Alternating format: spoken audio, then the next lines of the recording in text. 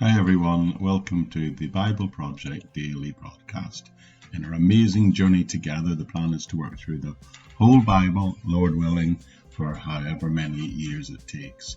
And today we're in episode 87 and we're still looking at the lessons to be learned from this incredible Tower of Babel story. And we're about a week into our experiment of actually recording these on video as well, and then using that to master the audio.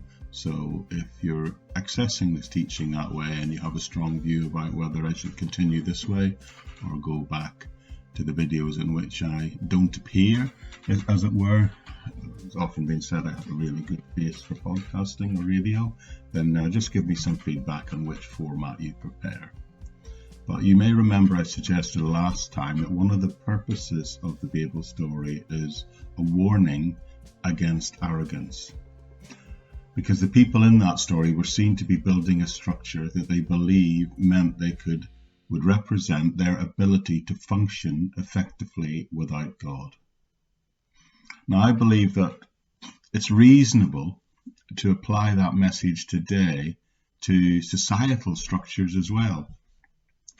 At the minute, it seems to me that worldwide, the difference between the citizen and the bureaucracy, if you like, that runs the country is getting wider and wider all the time, which is one of the reasons I see why there's such an element of destabilization today, beginning particularly in the West. People all around the world are seeing the political and the economic system as sort of an artificial imposition from the top down, something that's been imposed upon them. Now, this story, I believe, tells us that we need to be careful about doing large-scale experimentations with people's lives. We saw the results of that in the 20th century with the likes of the fascists and the communists. The probability you see is if you try and implement a large-scale utopian version, a sort of social change, a vision for social change, then the schemes and the plans often result in consequences that you didn't plan, consequences that are counter to the original intent, sometimes even of very well-meaning people. And I believe that examples of this are even found with well-meaning Christians who sometimes try and overstep the mark, and move personal relationship with God into a political expression. You see, humility lies at the heart of the Christian gospel, and humility is a virtue that is never really understood or appreciated, particularly in our modern cultures. To say it's not a virtue is probably underestimating. It's something that people hardly ever talk about today. And what I mean by humility is part of what I mean is it means that you probably know that you're not as smart as you think you are. I mentioned to you at one point last time that one of the things that the psychologist Carl Jung said was that the modern man did not seek God because he was no longer looking low enough. Now that's an interesting idea, isn't it?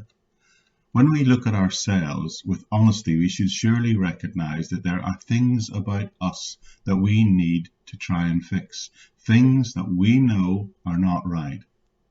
Maybe there are some things that we need to adjust in our own lives and in our lives of our immediate family around us. And I believe the Bible teaches that we always need to start with ourselves.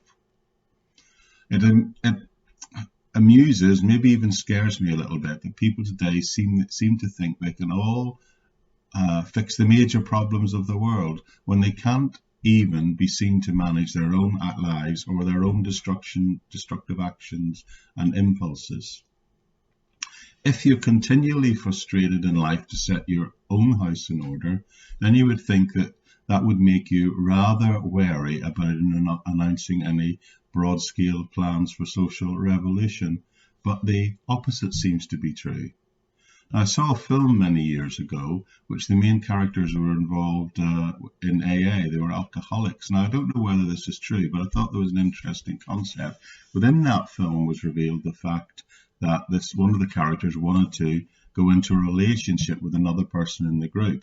and the leader of the group says, no, the first thing you need to do, because you're still in recovery, you're still an addict, you've still got a problem, is buy a house plant. Buy a house plant, and if that's alive in a year, then maybe get a pet, get a goldfish. If you've managed to maintain order in your life to the point that after a year the goldfish is alive, then maybe consider getting a cat or dog. And after you've been able to care and manage for a cat or a dog, only then, when you've demonstrated you could do that, should you even consider going into a relationship and getting a girlfriend or a boyfriend. That's an interesting idea, isn't it? It seems to me that people today are really inspired to announce huge plans for broad scale social revolution, but they aren't able to set themselves in order. And I think part of the reason for this is if you get involved in these huge worldwide movements and you make your pronouncements, there's a huge delay and a lack of evidence between any announcement that you make, anything that you declare, and the consequences of that as being recognized as either false or even wrong. You see, you can appear to be wise, or you can appear to be getting away with something if nothing fails for a while. Today, everyone has plans to change the world, but I believe the Bible teaches that we need to start first by standing back and taking a look at ourselves. Because it's not easy to fix things. It's not easy to fix yourself, especially, and it's certainly not easy to fix the world, especially if you don't know very much about anything and you don't understand the complexities of the world in which we live. That's why I believe the Bible teaches that the work of the individual should always start with the rebirth of the individual by asking yourself, firstly, who you are and what your position is before God, what your position is before a holy God. And also recognize that that situation can only be redeemed in Christ Jesus.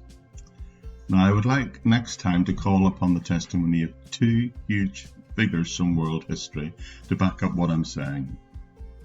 What I believe, people who I believe have thrown some real insight into what this passage is warning all of us against. One from inside the church and one not so. But we'll get to that next time. Thank you for joining me, and I hope to see you back here again very soon in the Daily Bible Project podcast. Bye for now.